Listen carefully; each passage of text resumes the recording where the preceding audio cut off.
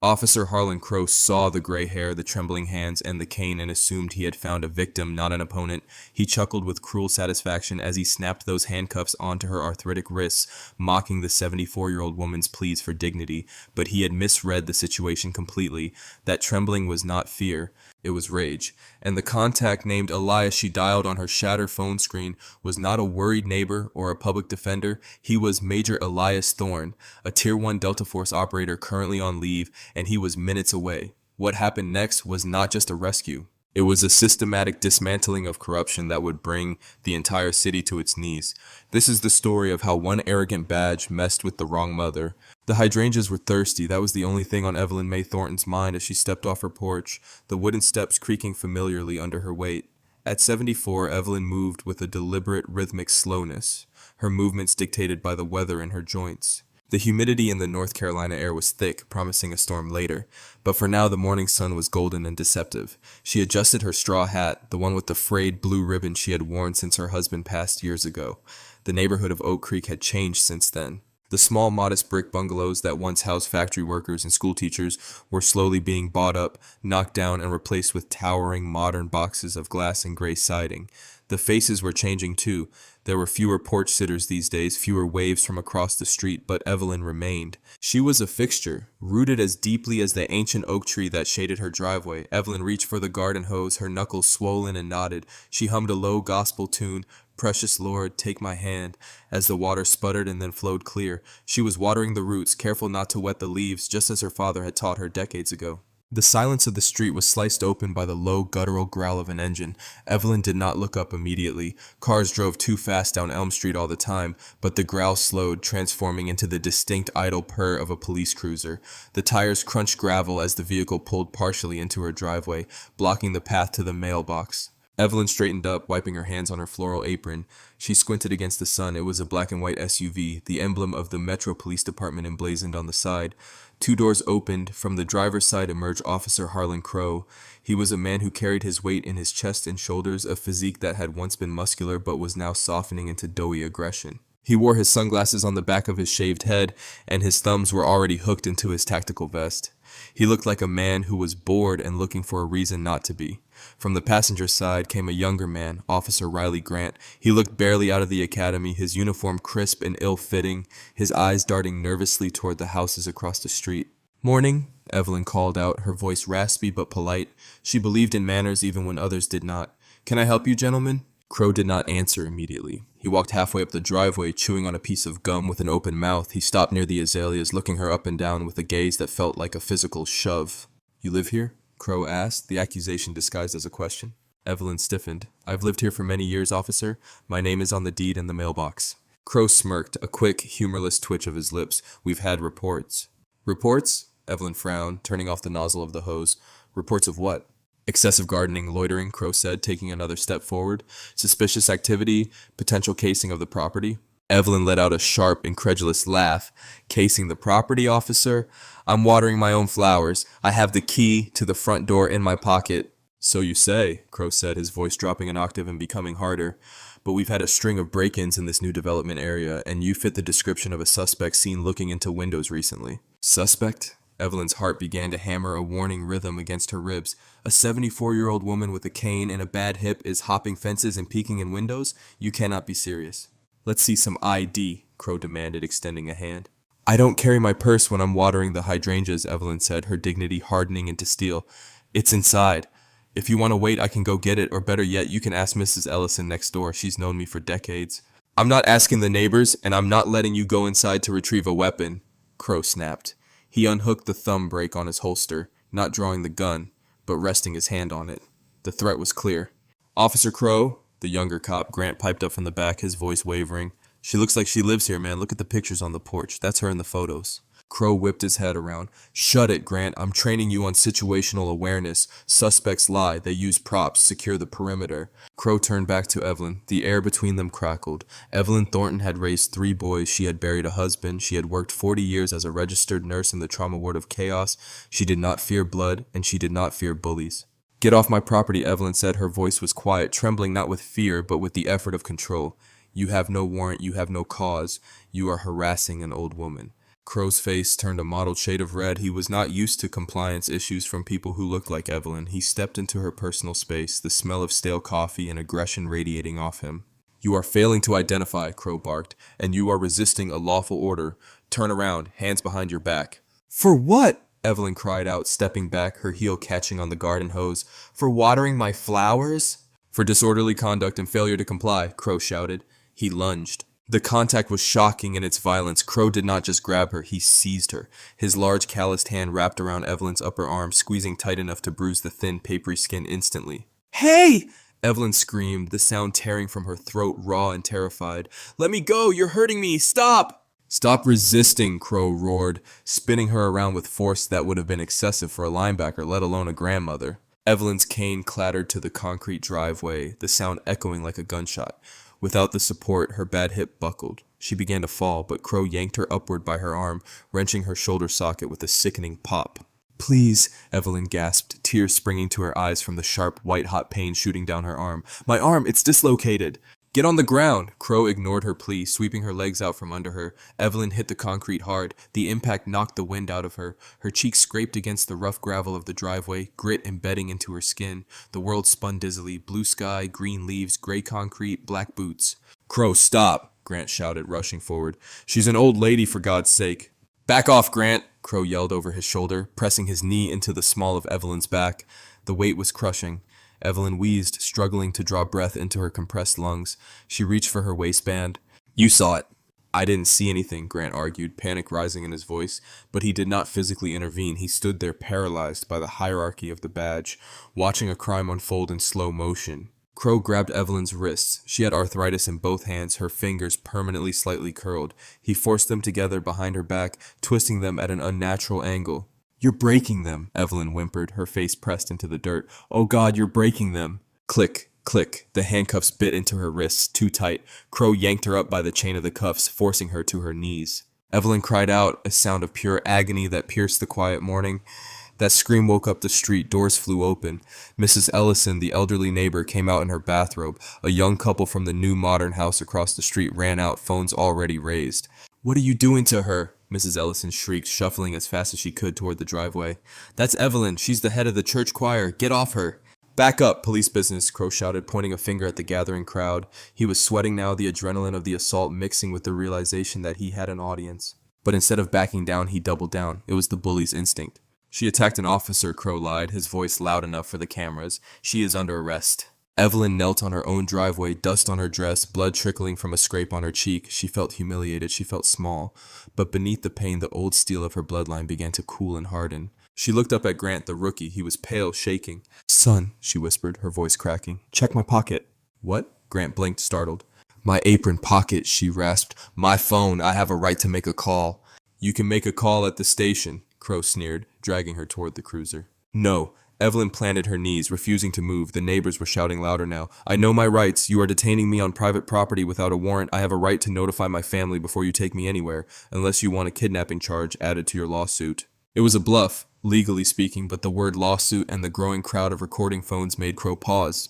He knew the optics were bad. If he let her make a call, maybe it would de-escalate the mob forming on the sidewalk. He assumed she would call a crying daughter or a local public defender who would not pick up. "Fine," Crow spat. He reached into her apron, pulled out an old cracked smartphone, and unlocked it. She did not use a passcode. He held it to her ear, mocking her. "Make it quick, Grandma. Tell him to bring bail money." Evelyn did not scroll through her contacts. She did not need to look up the number. It was on speed dial number 1. She leaned her head toward the phone Crow held. Her eyes closed as the line rang. 1 ring, 2 rings. "Mom." The voice on the other end was clear, alert, and instantly worried. It was not a sleepy voice. It was a voice that was always ready. "Elias," Evelyn said, her voice breaking for the first time. "Elias, baby." "Mom, what's wrong? Why do you sound like that?" The shift in tone was instantaneous, from son to soldier. "I'm at home, Elias. There's a policeman, Officer Crow, badge number 492, in Grant." "What did they do?" The voice on the phone went cold, ice cold. "What did they do?" "He hurt me, baby. He threw me down. My arm. I think my arm is bad. They have me in cuffs in the driveway." There was a silence on the other end of the line. It was not an empty silence. It was a terrifying, loaded silence, the sound of a predator calculating the distance to its prey. "Are you safe right now? Are they still touching you?" He's holding the phone. He's standing over me. Okay, Elias said. His voice was terrifyingly calm. Mom, listen to me. Do not say another word. Do not resist. I am on my way. I was at the gym on 4th. I'm coming. Elias, don't do anything crazy, she whispered. I won't, Elias promised. I'm going to do everything exactly by the book. Put him on. What? Put the officer on the phone. Evelyn looked at Crow. He wants to talk to you. Crow laughed, a cruel barking sound. He pulled the phone back to his own ear. Yeah, who is this? The grandson? Listen here, pal. Your grandma's going to jail for assaulting. This is Major Elias Thorne, United States Army Delta Force. I'm currently on terminal leave, but I retain full active status. You are currently violating the civil rights of a dependent of a Tier 1 operator.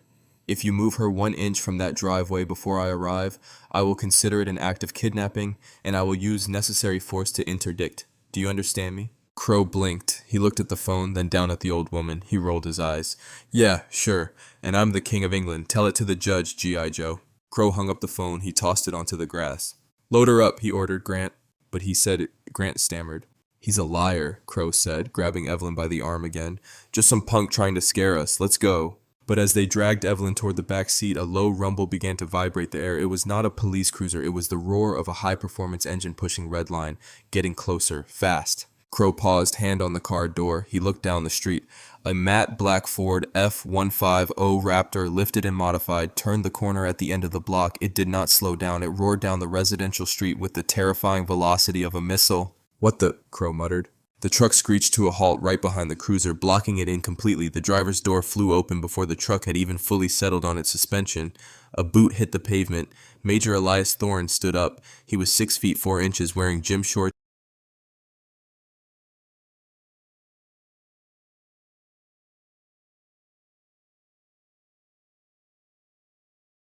and a tight army green t-shirt that strained against muscles built for war, not for show. He did not have a gun in his hand. He did not need one. The way he walked toward them, balanced, centered, eyes locked on Crow, was more threatening than any weapon. Crow put his hand on his holster. Stay back, police. Elias did not stop. He did not run. He walked with a steady, predatory rhythm. He raised his hand slowly, palms open, showing he was unarmed, but his voice projected with the authority of a man who commanded battalions. I see you have your hand on your weapon, Officer Crow, Elias said, his voice carrying clearly to the neighbors and the cameras. I am unarmed. I am approaching my injured mother. If you draw that weapon, you will regret it for the rest of your very short career. The war was about to begin. Crow's hand hovered over his Glock. His knuckles were white. In any other situation against any other civilian, he would have drawn the weapon by now. But something about the man standing 5 feet away stopped him. It was not just the size of Elias Thorne. It was the stillness. Most people scream when they are angry. They flail. They posture. Elias did none of that. He stood with his feet shoulder-width apart. His hands were open and visible at chest height. His breathing was rhythmic and controlled. His dark, unblinking eyes dissected Crow like a biology student dissecting a frog. Step back, sir, Crow yelled, his voice cracking slightly. This is a crime scene. This is my mother's driveway, Elias corrected, his voice a low rumble that vibrated in the humid air. And you have assaulted a 74-year-old woman. I am checking her vitals. If you shoot me, make sure you kill me, officer, because if I survive, you will not like what happens next. Elias knelt. He turned his back on the armed officer, the ultimate display of dismissal. Mom, Elias whispered, his demeanor shifting instantly from warrior to son. He touched her cheek with gentle fingers. Look at me. Breathe.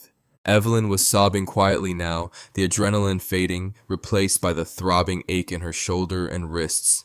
My arm, Elias, it hurts so bad. Elias's eyes tracked down to her shoulder. It was slumped forward, the joint clearly dislocated. He saw the bruises blooming on her triceps like dark ink in water. He saw the tight metal cuffs digging into her arthritic wrists. A vein in Elias's temple pulsed once. It was the only sign of the volcanic rage boiling inside him. He had spent 12 years hunting terrorists in the mountains of Afghanistan and the deserts of Syria. He had kicked down doors to save strangers. And here in his own hometown, a man with a badge had done this to the woman who taught him to pray. Elias stood up slowly. He turned to face Crow. Unlock the cuffs, Elias said. It was not a request. She's under arrest, Crow spat. Assaulting an officer, resisting arrest. My mother has walked with a cane for years, Elias said, pointing to the hickory stick lying in the grass. You are telling me she assaulted you, a 200-pound man in body armor? She lunged, Crow lied. The lie tasted sour in the air. Elias looked at Grant. The rookie was standing by the trunk of the cruiser, looking like he wanted to vomit. Officer Grant, is it? Elias asked. He did not shout. He spoke to Grant like a disappointed teacher. I know your father, Bob Grant, runs the hardware store on Main. Good man. Does he know his son stands by and watches elderly women get tortured? I didn't, Grant stammered, sweat pouring down his pale face. You are witnessing a felony, Elias said, his voice hard. Deprivation of rights under color of law, Title 18, United States Code, Section 242. If you do not take those cuffs off her right now and call paramedics, you are an accessory. You will go to federal prison alongside him. Don't listen to him, Grant, Crow roared. Call it in. Officer in distress. Get back up. Grant looked at Crow, then at Evelyn weeping in the dirt. He looked at Elias, who stood like a statue of judgment. The boy in the uniform broke. Grant stepped forward, fishing for his keys. Harlan, I'm taking them off. Her arm is messed up, man. We can't leave her like this. You touch those cuffs, and I write you up for insubordination, Crow threatened. Write me up then, Grant muttered. He knelt beside Evelyn. I'm sorry, ma'am. I'm so sorry. As the cuffs clicked open, Evelyn groaned. Her arms fell limp. Elias was there instantly, supporting her weight. Don't move the shoulder, Mom, Elias said gently. We're going to get you to the hospital, but not yet. We need everything documented here first. Crow had retreated to his radio. He was shouting codes, calling for immediate assistance, claiming a hostile crowd and an aggressive suspect. He was trying to control the narrative. He was trying to bury the truth under a wave of blue lights. Elias pulled his own phone from his pocket. He did not call 911. He did not call the police station. He dialed a number with a Washington, D.C. area code. Robinson? A voice answered on the first ring. It was sharp, clipped. Colonel, Elias said, his eyes never leaving Crow. I need the protocol initiated. Code Black, domestic soil. I have a hostile entity violating the Soldiers and Sailors Civil Relief Act and engaging in police brutality against the immediate family of a Tier 1 asset. Location? The colonel asked, no questions about are you sure? The colonel knew Elias Thorne did not bluff. Oak Creek, North Carolina, Officer Harlan Crow. I need JAG, I need the FBI Civil Rights Division, and I need you to call the governor. Sit tight, Sergeant Major. The cavalry is rolling. Do not engage unless lethal force is used against you. Understood, Elias said. But Colonel, if he touches her again, I can't promise I won't turn him into a past tense verb.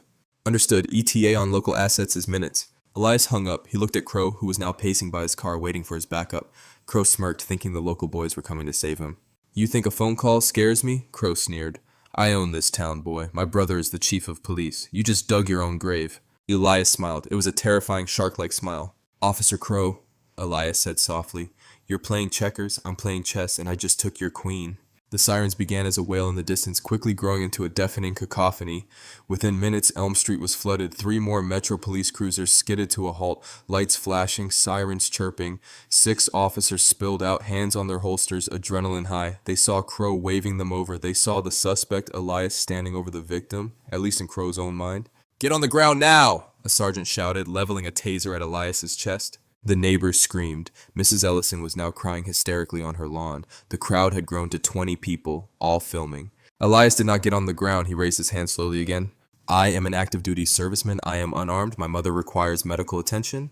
I said get down, the sergeant yelled, stepping closer. Cuff him, Crow shouted, emboldened by his reinforcements. He threatened to kill me. He obstructed justice. 2 officers rushed Elias. He did not fight them. He let them grab his massive arms. He let them spin him around. He felt the cold steel of handcuffs for the second time that day, this time on his own wrists. But as they shoved him against the hood of the car, he did not struggle. He just watched the end of the street. You're done, Crow whispered in Elias's ear as they patted him down. Assault on an officer, terroristic threats. I'm going to make sure you rot in a cell, hero. Elias said calmly, his cheek pressed against the hot metal of the cruiser. That's the moment your life ended. As if on cue, the sound of the local sirens was cut through by a different sound, a deep thumping rhythm that shook the windows of the houses. Whoop, whoop, whoop, whoop. A black helicopter bearing no markings other than a tail number banked low over the neighborhood. The wind from its rotors whipped the trees, sending leaves swirling. It hovered ominously low over the street. Then came the cars. These were not police cruisers. They were black Chevrolet Suburbans with tinted windows and government plates. 4 of them tore around the corner, ignoring the police barricade, mounting the curb to get around the parked cruisers. They screeched to a halt in a flank formation. Doors flew open. Men in dark suits with earpieces poured out. They moved differently than the cops. They moved with the fluid, lethal efficiency of federal agents. On the back of their jackets, in bold yellow letters, FBI. Behind them, from the lead SUV, stepped a man in a pristine gray suit. He was older, with silver hair and a face carved from granite. He carried a leather briefcase. This was Richard Langford, one of the most feared civil rights attorneys in the state, a man who ate police unions for breakfast. And behind him, stepping out of a trailing vehicle, was a man in full Army OCP camouflage, bearing the rank of lieutenant colonel. The local cops froze. The sergeant lowered his taser. Crow's mouth fell open. The lieutenant colonel marched straight toward the police sergeant. "Who is in command here?" I am, sir, Sergeant Cole," the cop stammered. "You certainly do have a situation," the colonel barked. "You have a highly decorated Delta Force operator in handcuffs for checking on his mother. You have federal agents on scene investigating a civil rights violation. And you have about 10 seconds to unhand my soldier before I have the military police dismantle this station brick by brick." Sergeant Cole looked at Elias, then at Crow. The color drained from his face. "Delta Force, uncuff him now!" The officer scrambled to unlock Elias. Elias rubbed his wrist, his expression unchanging. He walked past the stunned police officers and stood next to the colonel. "Report, Sergeant Major," the colonel said. "Subject is Officer Harlan Crow," Elias said, pointing a finger at the man who was now trembling near his patrol car. "Unprovoked assault on a geriatric civilian, excessive force resulting in grievous bodily harm, false imprisonment, and I have reason to believe he falsified the initial probable cause." Richard Langford, the lawyer, stepped forward. He did not look at the cops. He looked at the cameras held by the neighbors. He was playing to the court of public opinion already. "Officer Crow," Langford boomed, his voice projecting like a stage actor, "I represent the Thornton family. I am serving you with a notice of immediate litigation. Furthermore, these FBI agents are seizing your body camera, your dash camera, and your patrol vehicle as evidence in a federal investigation." Crow looked around wildly. "You can't do this. I'm a police officer. I have immunity." "Qualified immunity covers mistakes, officer," Langford smiled, a shark smelling blood. "It does not cover malice, and it certainly does not cover what I'm going to find on that body cam." It malfunctioned," Crow stammered, falling back on his old excuse. "It wasn't recording." Elias stepped forward. He pointed up at the modern house across the street, the one Crow had claimed Evelyn was casing. "See that?" Elias asked. Crow looked up. A sleek black sphere hung under the eaves of the modern porch. "That is a 4K omnidirectional security camera," Elias said, "and the owner is standing right there on the lawn streaming the footage to the cloud. We have everything. The approach, the lack of provocation, the throw, the twist, the screams." Elias leaned in close, so only Crow could hear him. "I told you," Elias whispered. "Hard karma." An FBI agent stepped forward holding a pair of handcuffs. "Officer Harlan Crow, you are being detained for questioning regarding federal civil rights violations." The silence that followed was heavy. The local cops watched in shock as one of their own was turned around and cuffed by the feds.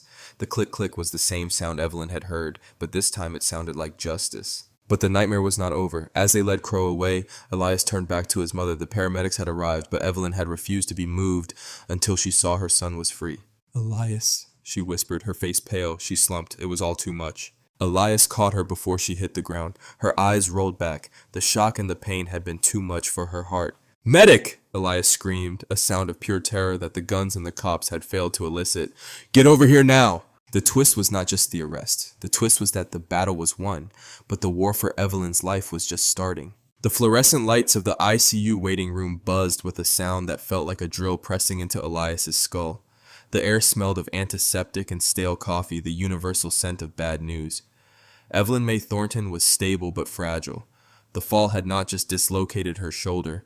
The shock of the assault had triggered a stress-induced cardiomyopathy, broken heart syndrome. Her heart muscle, stressed beyond its limit by the adrenaline and fear, had stunned itself. She was currently sedated, a symphony of wires and tubes tethering her to this world. Elias stood by the window, staring out at the parking lot of St. Jude's Medical Center. He had not changed clothes. He was still in his gym shorts and tight t-shirt, now stained with the sweat of a day that felt a year long. He looked like a caged tiger, his reflection in the glass dark and brooding. Behind him, Richard Langford, the high-powered attorney, was on a call. His voice was hushed but lethal. "I don't care what the police union rep says, Bob. If they release that statement, I will sue them for defamation before the ink is dry. She is a retired nurse and a church deacon.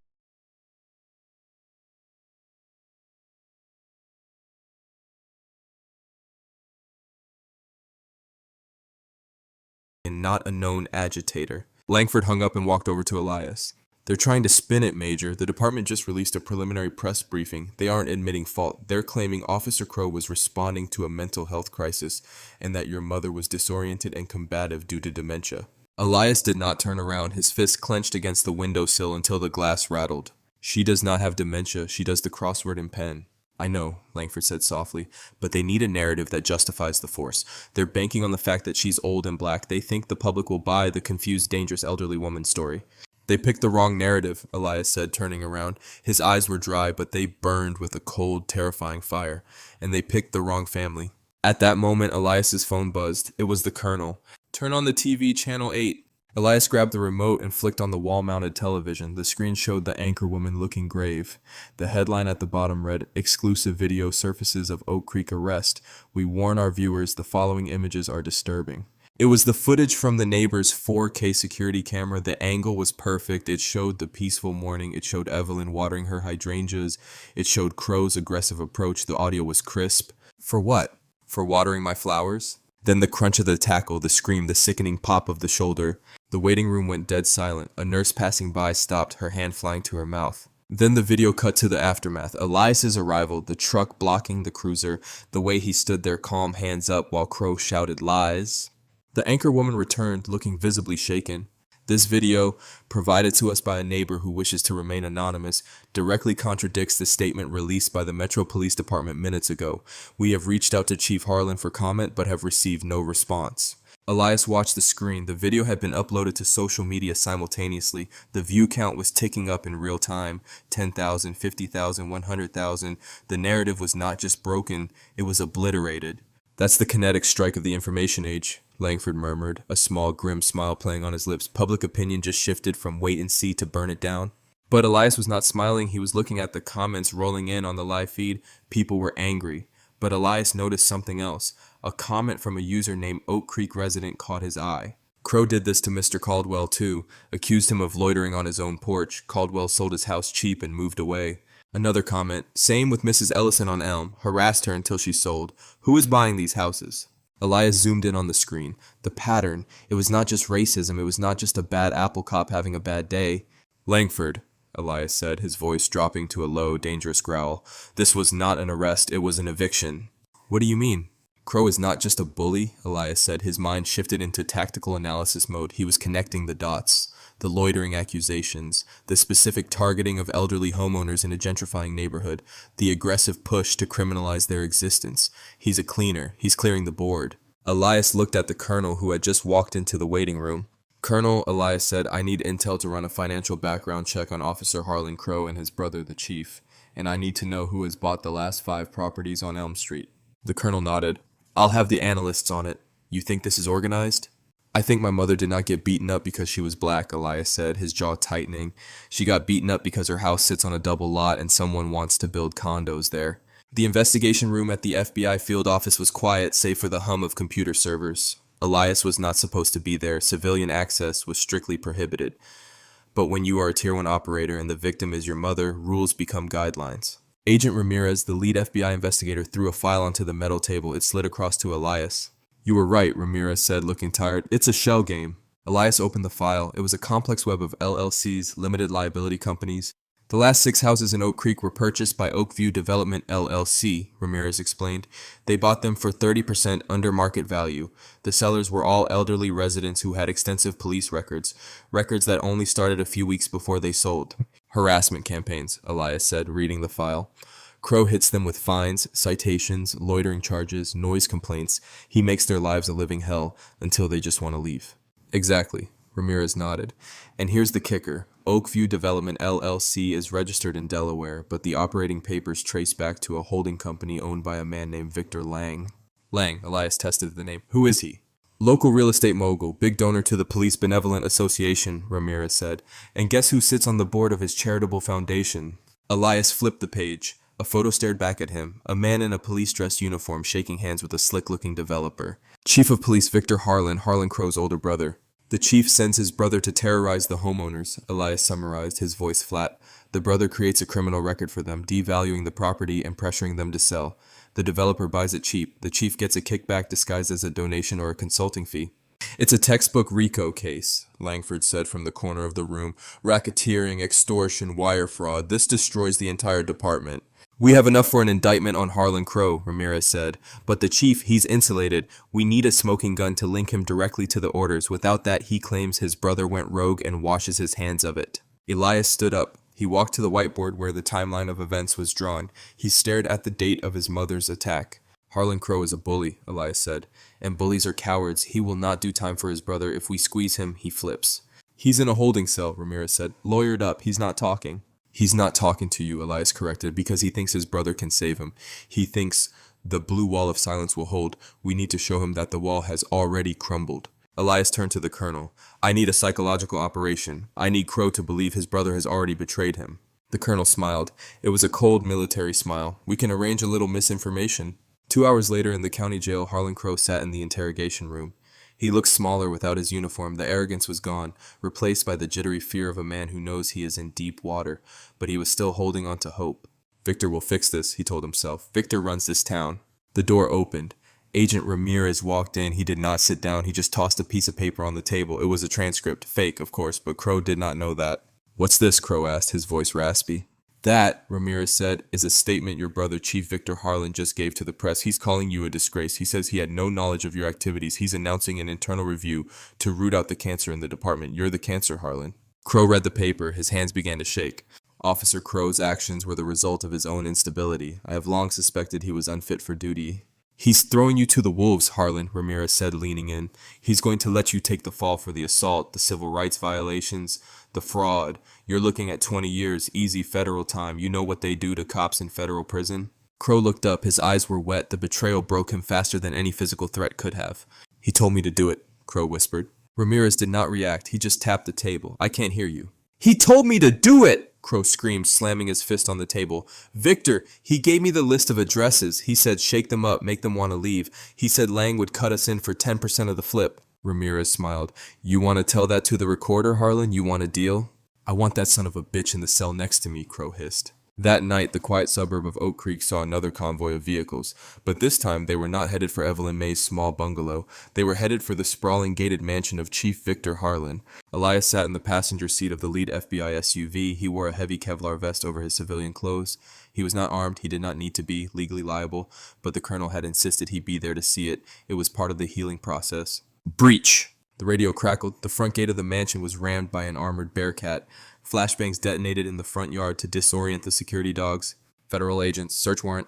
Elias watched as the team kicked in the heavy oak doors. He saw the lights flip on inside. He saw Chief Harlan wearing silk pajamas being dragged out onto his manicured lawn in handcuffs. The chief looked up. He saw the FBI agents. He saw the media vans parked down the street.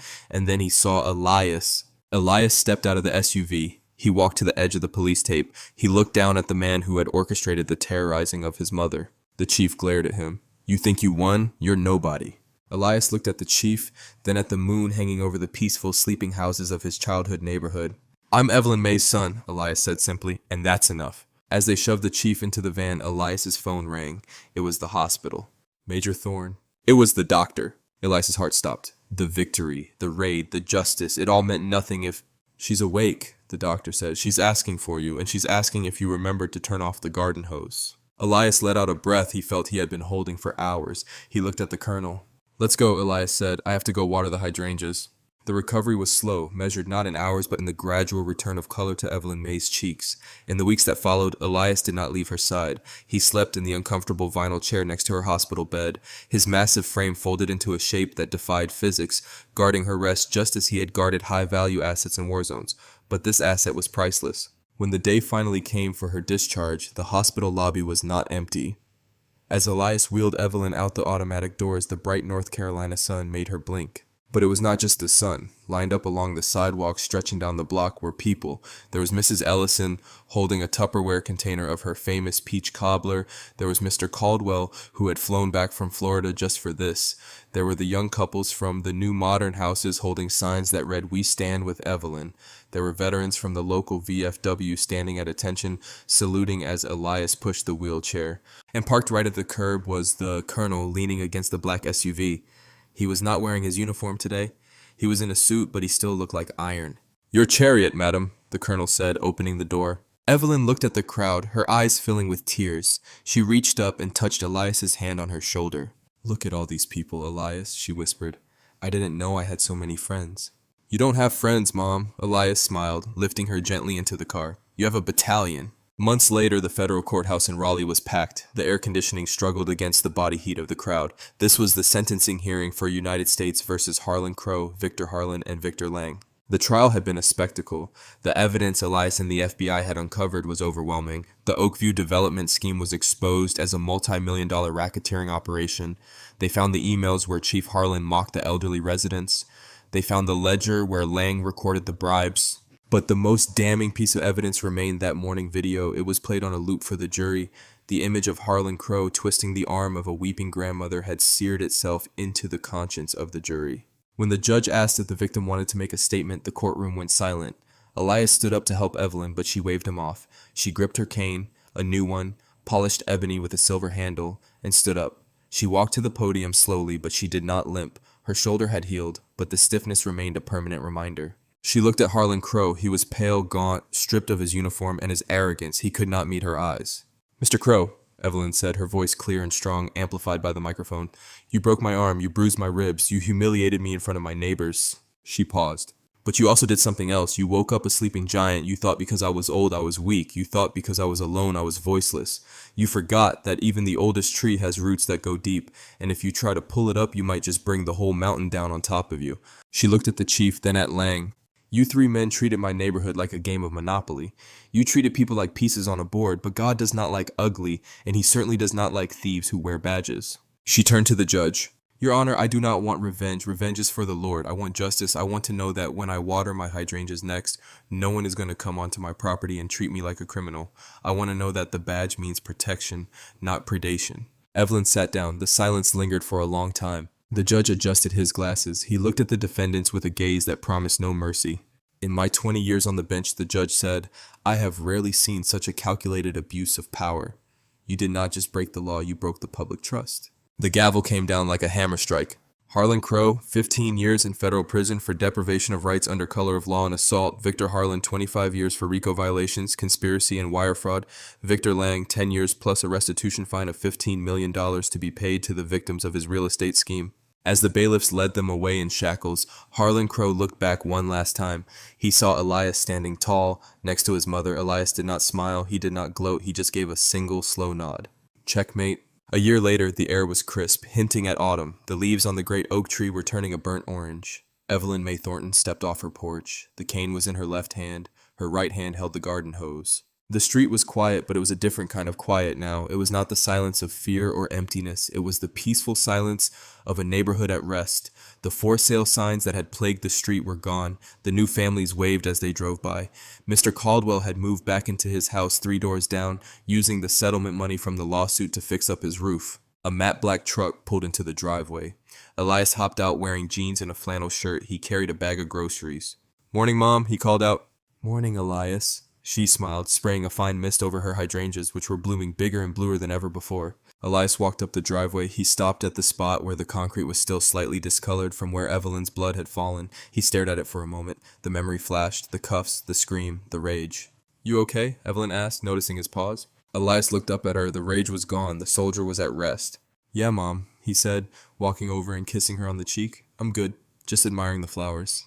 "They need water," Evelyn said, turning the nozzle. "They need strong roots to survive the heat." "They have strong roots," Elias said, putting his arm around her small shoulders. "The strongest I know."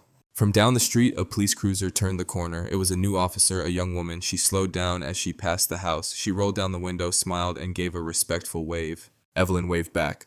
"See," Evelyn said, turning back to her son. "Not all of them are bad, Elias. We just had to weed out the garden." Elias laughed, a deep, genuine sound that echoed in the morning air. "Yes, Mom," he said. "The garden looks perfect now." The water from the hose caught the sunlight, creating a small, fleeting rainbow over the driveway. It was a bridge of light over the place where the darkness had tried to win and failed. That day in Oak Creek proved that true strength is not found in a badge, a gun, or a bank account. It is found in the love of a son for his mother and the courage of a woman who refused to stay down. Officer Crow thought he was fighting an old lady. He did not realize he was fighting an entire army. Justice might be blind, but sometimes it has Delta Force on speed dial. If you believe that karma always comes for those who abuse their power and you stand with mothers like Evelyn everywhere, hit that like button. Share this story to remind everyone that no one is above the law. And don't forget to subscribe for more stories of justice served.